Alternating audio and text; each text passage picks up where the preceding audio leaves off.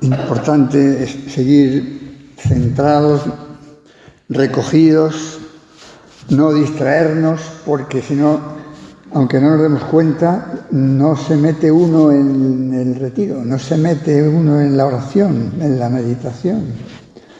Bueno, espero que la visita que hayáis hecho pues nos sirva, ¿no?, para dar gracias a Dios por el amor que se denota en tantos cuidados sobre la Eucaristía, sobre el trato con el Señor, sobre el oratorio. En este caso, pues de la vida y historia de San José María y de la historia de esta casa de hace ya tantos años. Pues hemos hablado en la anterior meditación de la oración y ahora nos vamos a detener, como también anunciaba, en la oración por excelencia, la Santa Misa, la Eucaristía, la celebración de la Santa Misa. Algunos habéis estado en Tierra Santa, en algún caso de modo especial, otros pues hemos tenido la gracia de Dios de ir en alguna ocasión, en peregrinación, y nos puede ayudar irnos con la imaginación a esos santos lugares. Ahora en este caso de una manera particular al cenáculo y al Calvario. Puede dar un poquito de pena, pero en fin, ¿qué se la va a hacer? Que el lugar propiamente dicho del cenáculo pues no pertenezca a la Iglesia Católica, ¿no?, sino pues los árabes, si no me equivoco, no sé. Y también un poquito de pena, quizá menos pena, pero también algo de pena, el hecho de que el Calvario propiamente dicho pues pertenece a los ortodoxos, en aquel lugar con aquellas divisiones entre tantísimas confesiones religiosas, los armenios, los coptos, bueno. Y a la Iglesia Católica pertenece el altar que está justo a la derecha del lugar del Calvario, donde la cruz fue puesta, donde Cristo murió. Y luego también donde el Señor fue enterrado, pues también pertenece a la Iglesia Ortodoxa, y con dificultades, pero se puede entrar y celebrar la misa en determinados momentos, etc. Bueno, hayamos estado allí o no hayamos estado allá, eso tampoco es lo esencial, es una suerte grande, un privilegio, pero en fin, si uno no ha estado, pues tampoco pasa nada. Nos metemos, en cualquier caso, en el Evangelio, porque celebrar la Santa Misa sabemos que es eso, es volver al cenáculo y volver al Calvario. Y conviene, cuando asistimos a la Santa Misa y el sacerdote cuando la celebra, pues conviene imaginarse así. El sacerdote cuando sale ya revestido de la sacristía, camino del altar, pues debe de imaginar que él es Cristo que va con la cruz camino del Calvario. Y los que asisten a la Santa Misa, pues pueden también así imaginarse allí, junto a la Virgen, junto a San Juan, junto a las santas mujeres, acompañando al Señor en esos momentos tremendos finales de su vida. Como decía don Álvaro del Portillo, el beato Álvaro, al celebrar la Santa Misa, dice, deberían pararse los relojes. Es un modo de decir, no se refiere solo a que se celebre con paz, con tranquilidad.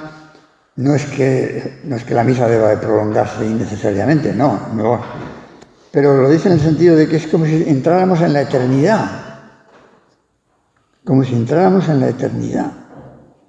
Entonces, la actitud con la que se debe asistir, no digamos nada la actitud con la que el sacerdote debe celebrar. La actitud con la que se debe asistir es eso. Estoy reviviendo el mismo sacrificio de Cristo.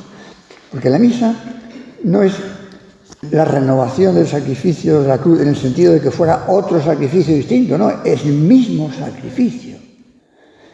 Ahora de modo incruento, sin derramamiento de sangre, pero es el mismo sacrificio de Cristo. Por tanto, es como esa preparación intensa que debemos tener en los sentidos externos y en los sentidos internos, incluso hasta en el modo de, no es que uno tenga que, en el modo de vestir incluso, ¿no? Quiero decir que como ahora desgraciadamente, pues a veces con frecuencia hay descuido, ¿no? No vestir y la gente pues vive un poco de cualquier manera. Pues a misa no puede ir uno de cualquier manera. Es una falta de delicadeza grande con el Señor. Uno no va invitado a una fiesta de cualquier manera, porque le echan. ¿Usted qué pinta aquí? Está usted como despreciando a quien le ha invitado. Usted aquí no pinta nada.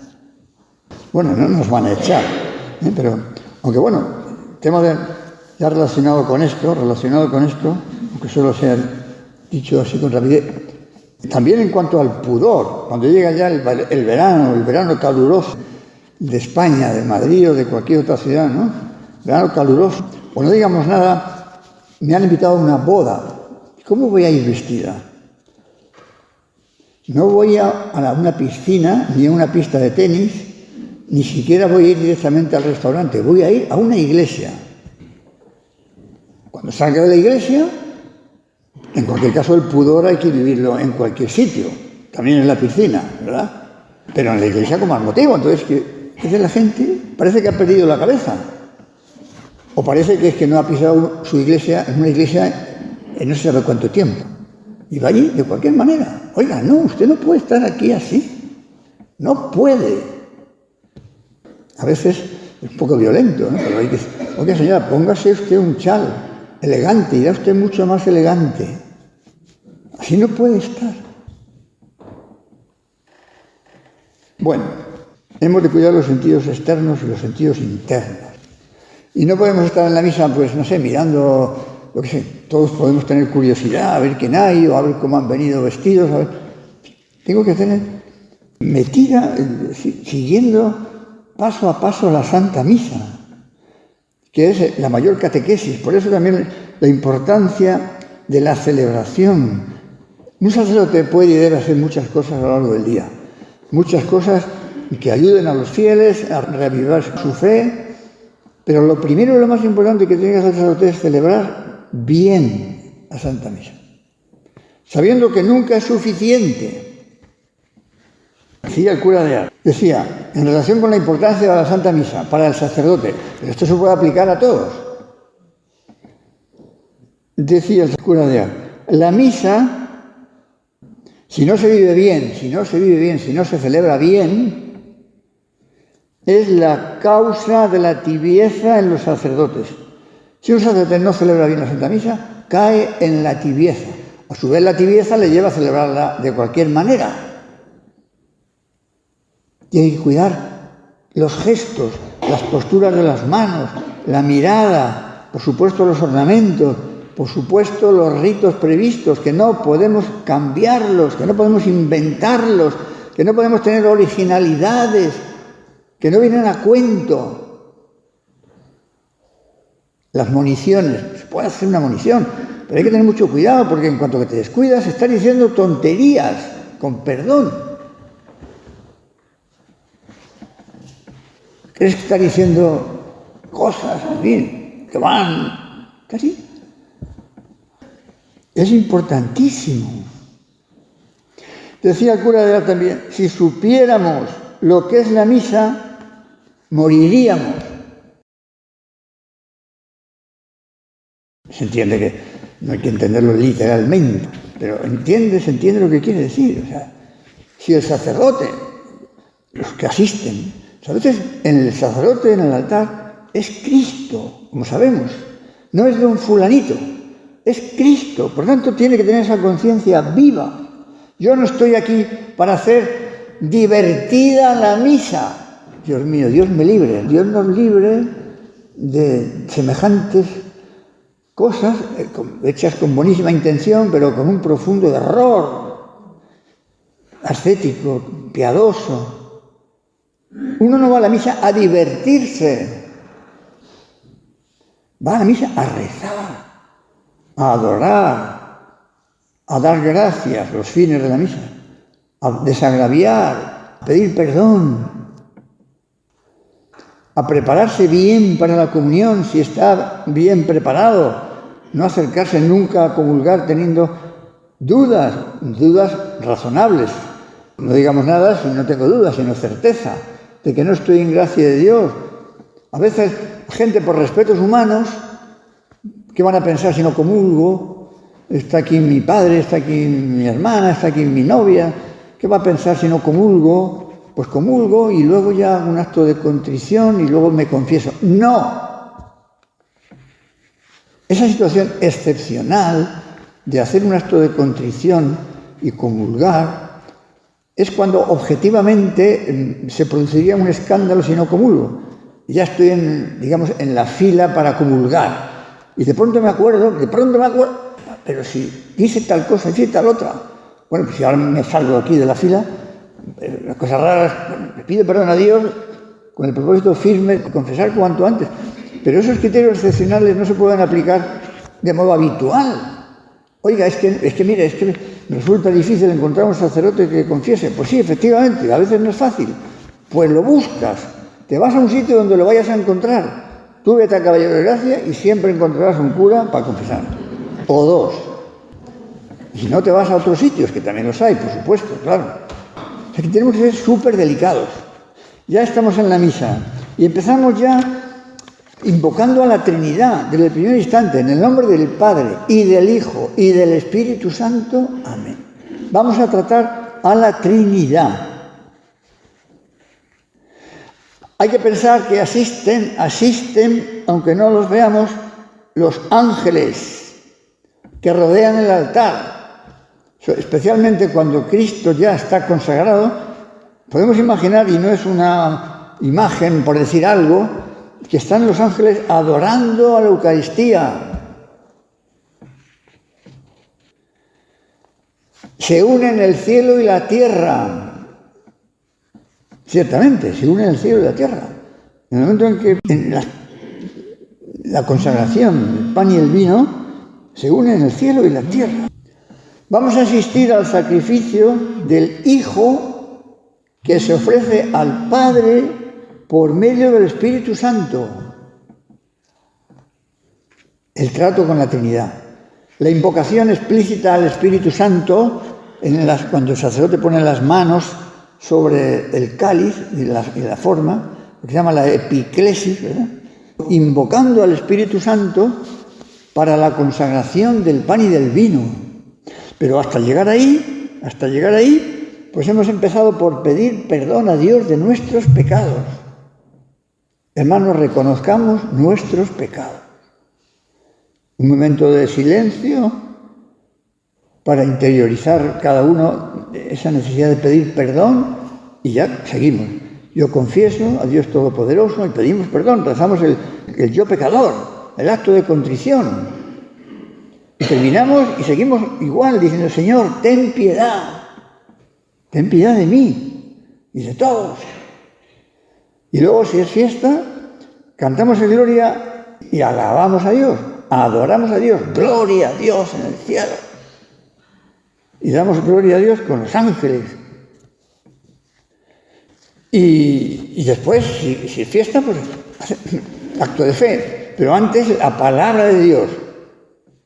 Sabéis, ¿no? También tiene que ser dos partes diferenciadas. Lo que se llama la liturgia de la palabra y la liturgia eucarística. La primera incluye pues, hasta el Evangelio, con la oración de los fieles y el credo, ¿no? Y luego ya el ofertorio empieza la liturgia eucarística. Pues vamos a escuchar la palabra de Dios. Sería bueno ir como con esa actitud, a ver qué me dice Dios a mí. En esta palabra de Dios, lectura del Antiguo Testamento, del Nuevo Testamento.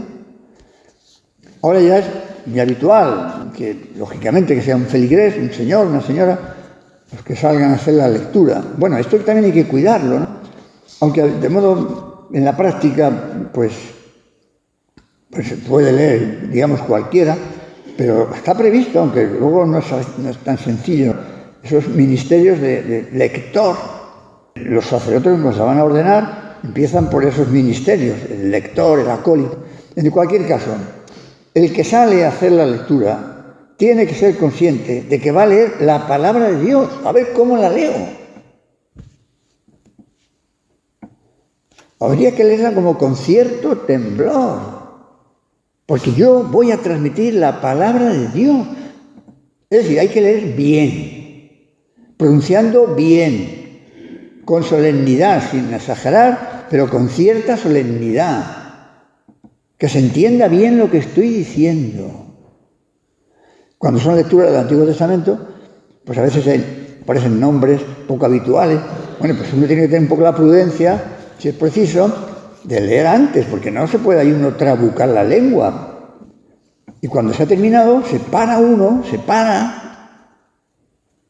y después dice palabra de Dios. No, uno va leyendo también, palabra de Dios. Que no. O sea, tiene tal profundidad, tal importancia, que el más pequeño detalle importa mucho. Es la primera catequesis, nos tiene que entrar por los sentidos, que estamos en algo muy solemne.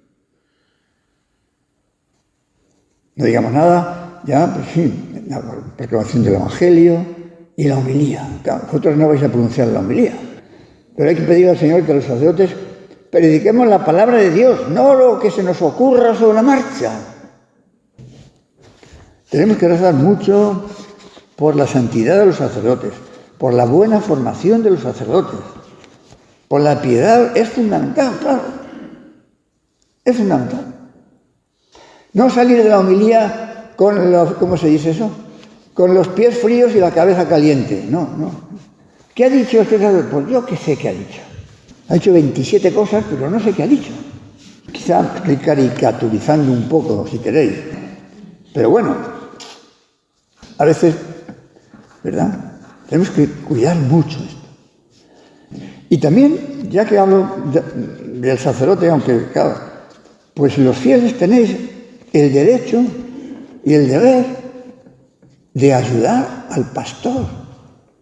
Quiero decir, con toda la delicadeza, con toda la prudencia, pero también con objetividad, si hay algo que desdiga en la celebración de la misa del sacerdote o algún otro detalle que desdiga objetivamente, lo cual significa que yo tengo que conocer bien los criterios, el modo de celebrar, el modo de hacer, y si yo veo que desdice, y no es una cosa aislada un día que se ha levantado con dolor de cabeza, sino que es una actitud más o menos habitual, una omisión más o menos habitual, un modo de hacer defectuoso más o menos habitual, pues se lo tengo que decir.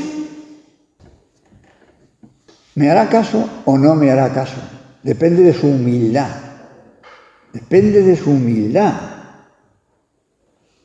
También de la prudencia y del modo de decir que tengamos. Pero tenemos que decírselo. Hay que ayudarle. Hay que ayudarles una muestra de amor y una muestra de ser consciente de la responsabilidad del sacerdote, que tiene que edificar con su conducta.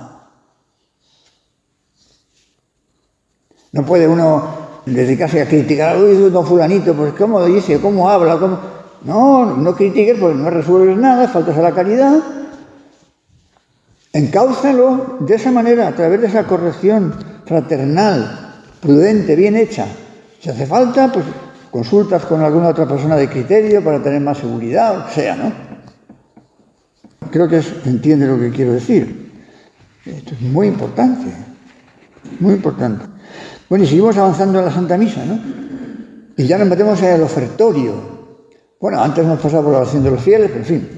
En el ofertorio, ahí cada uno, con el sacerdote, en la patena, ponemos cada uno con el pan. Yo pongo ahí mis oraciones de estas últimas 24 horas, desde la última misa a la que he ido. Pongo ahí mis oraciones, mis pequeños sacrificios, los ofrezco al Señor juntamente con el pan y el vino para santificarlos.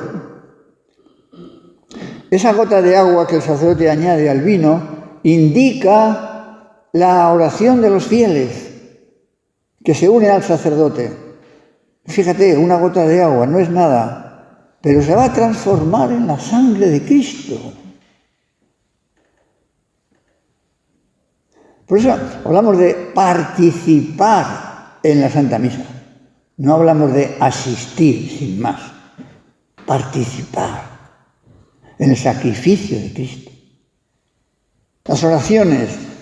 Bueno, pues hay mucha gente que, algunos, antes, si lo recordáis, cuando hace ya unas cuantas decenas de años, pues seguro que casi todas las que estáis aquí, por lo menos muchas, iríais a misa con un misalito de fieles, precioso, para seguir las oraciones, para seguir, claro, era en latín, y si no teníamos las oraciones en misalito en castellano, pues lógicamente el pueblo en general no entendía lo suficiente, ¿no? Y vamos con el misalito. Bueno, pues nada impide, no está prohibido que uno si quiere vaya pues con el Magnificat, este folletito, o con lo que quiera.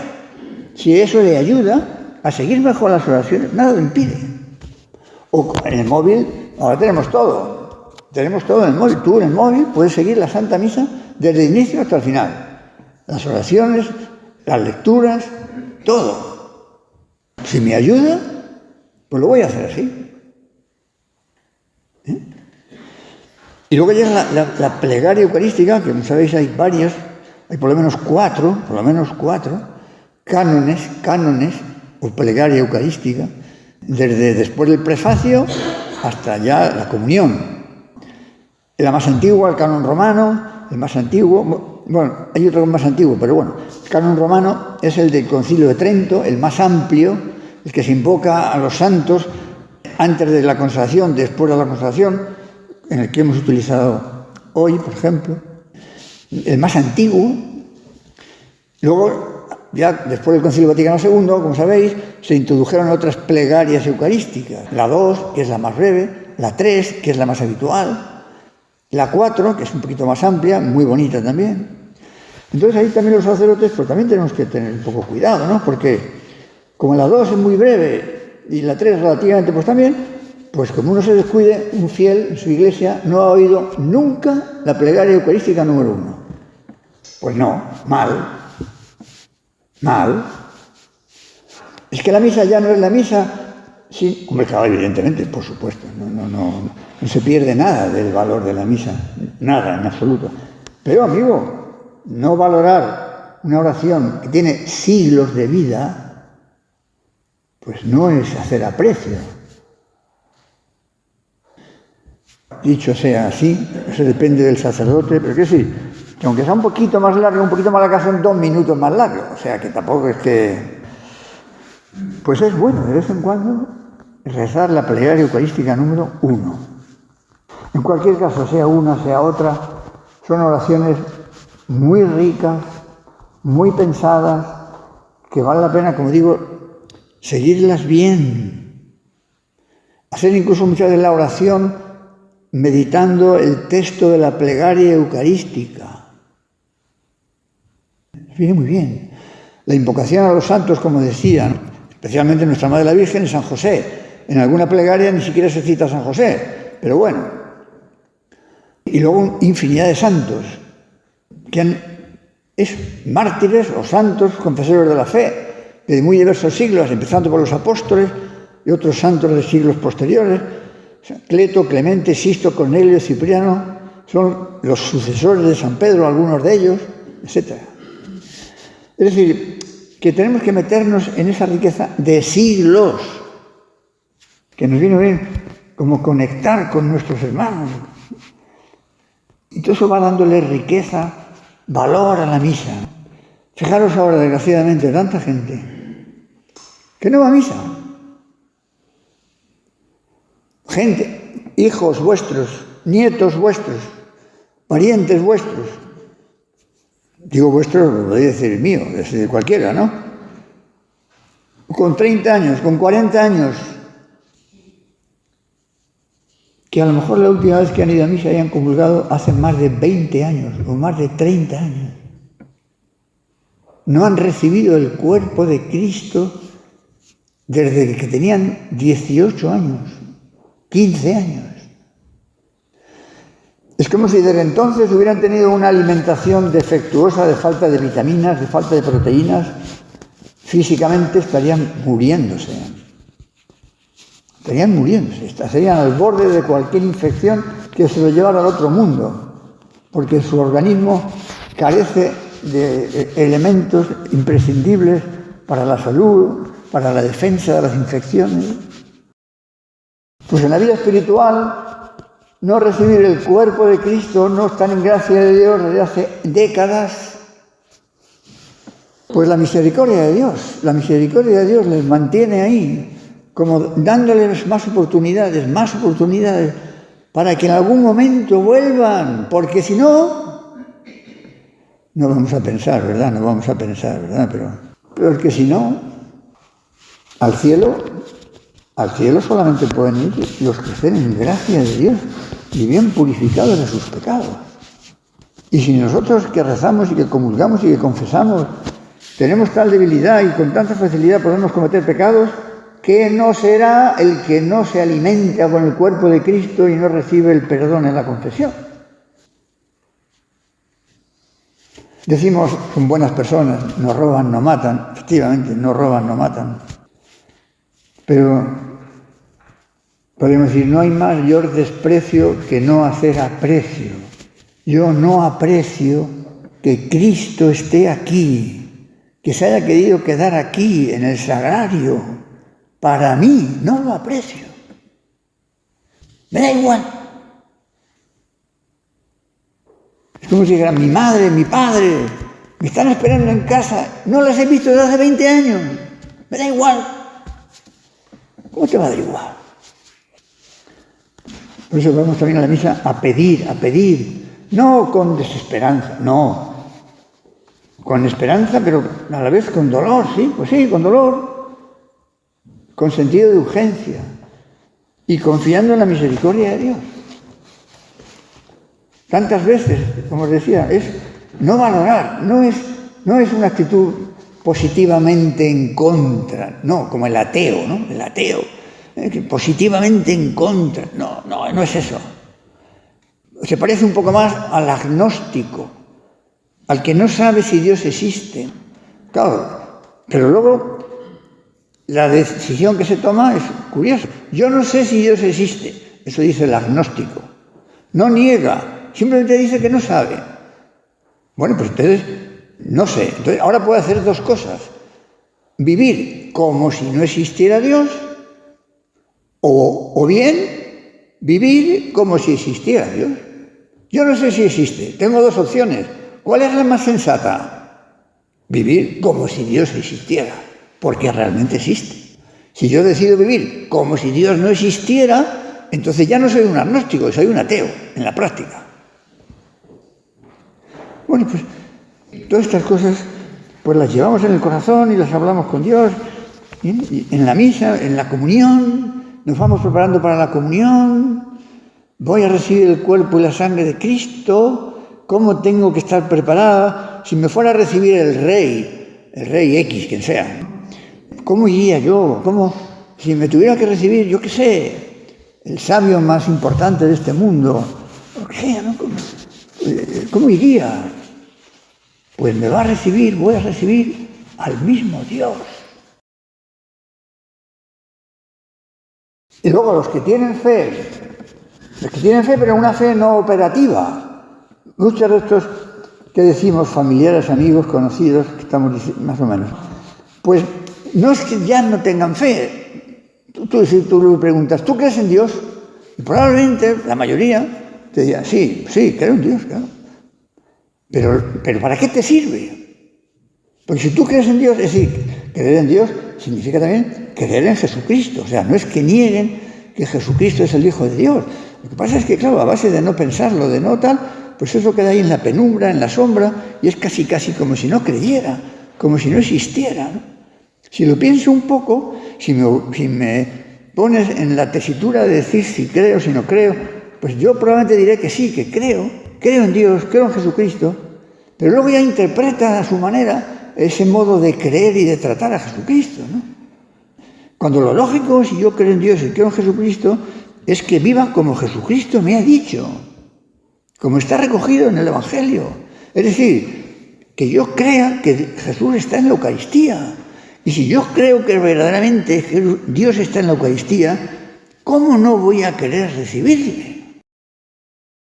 En fin, muchas veces se vive un poco atolondradamente, un poco con muchas preocupaciones de los niños, del trabajo, y se te puede pasar la vida sin pensar en cosas serias, en cosas importantes. Bueno, pues todo eso que nos sirva a nosotros, ¿no? Que nos sirva a nosotros para tratar más al Señor, para meternos más en el Señor, para preparar bien la comunión y para dar luego gracias. Hemos recibido al Señor. ¿Cómo no nos vamos a quedar a dar gracias? Mientras las especies consagradas, la sagrada forma, físicamente esté todavía en nuestro cuerpo, está el mismo Dios, Padre, Hijo y Espíritu Santo. Por los jugos gástricos, etcétera, lógicamente, la sagrada forma se diluye, desaparece, pero queda ya la gracia de Dios. Entonces, todo eso es cómo no nos va a llevar a dar gracias, a detenernos un momento. En la vida de cada día, pues a veces hay poco tiempo, pero bueno, tiene que organizarse para no dejar de dar gracias a Dios, a la vez que le pedimos cosas, ¿no? Y luego ya a lo largo del día, pues la misa puede seguir estando presente. Toda la misa, el día entero puede ser una misa, decía San José María. En el altar del corazón, decía, en el altar del corazón, cada uno puede celebrar, entre comillas, su misa. Es decir, unido a la misa a la que hemos asistido, yo le voy ofreciendo al Señor el trabajo, mis pequeños sacrificios, mis oraciones, mis obras de caridad, todo eso lo voy uniendo a la misa. Y me va sirviendo para continuar la acción de gracias, por la tarde, por ejemplo, y ya por la mañana siguiente ya voy como preparándome para la misa a la que voy a asistir ese día. Una preparación remota que luego debe tener una preparación próxima. Por eso también cuando se puede es muy bueno hacer un rato de oración antes de la misa. Eso que decíamos esta mañana, ¿no? De la oración diaria. Pues a veces cuando se puede es muy bueno hacerla antes de la misa, porque nos sirve muy bien de preparación para la asistencia a la Santa Misa. Bueno, en fin, tantas cosas más, ¿no? Podríamos decir, me he traído aquí algunos puntos del catecismo que al final no he leído, pero así como os dije esta mañana toda esa parte sobre la oración, la cuarta parte, lógicamente hay también muchos puntos sobre la Santa Misa. Es una preciosidad, o sea que ahí tenéis material para leer, meditar sobre estos grandes misterios de nuestra fe. La misa como Eucaristía, dice aquí, la misa como Eucaristía, la misa como acción de gracias, la misa como sacrificio de Cristo, y diversos nombres que recibe la misa, ¿no? Eucaristía, que significa acción de gracias. Banquete del Señor, porque se trata de la cena del Señor. Fracción del pan, porque este rito propio del banquete judío fue bautizado por Jesús como bendición y distribución del pan como a sus apóstoles, y otros nombres también, ¿no? Santo sacrificio, porque actualiza el único sacrificio de Cristo Salvador. Santa y divina liturgia, comunión, Santa Misa porque la liturgia en la que se realiza el misterio de salvación se termina con el envío de los fieles, missio. Ite, recordaréis, podéis ir en paz es la traducción al castellano que no dice propiamente lo que se dice en latín. Ite, id, imperativo del verbo ir. Ite, misa est. La misa ha terminado. La misión que tenéis que cumplir. Misa de misión. ¿Cuál es nuestra misión? Pues dar a conocer a Jesucristo en el mundo. La Virgen Santísima. Pues nos podemos imaginar, esa comunión espiritual que reza mucha gente, indica muy bien lo que sería la misa a la que asiste la Virgen con los apóstoles, con San Juan después de tantos años, en Jerusalén o en Éfeso. Entonces esa comunión espiritual, yo quisiera, Señor, recibiros con aquella pureza, humildad y devoción con que recibió vuestra Santísima Madre, con el espíritu y fervor de los santos. Nos puede hacer mucho bien. Incluso lo podemos repetir durante el día, porque así nos sirve de preparación para la comunión eucarística.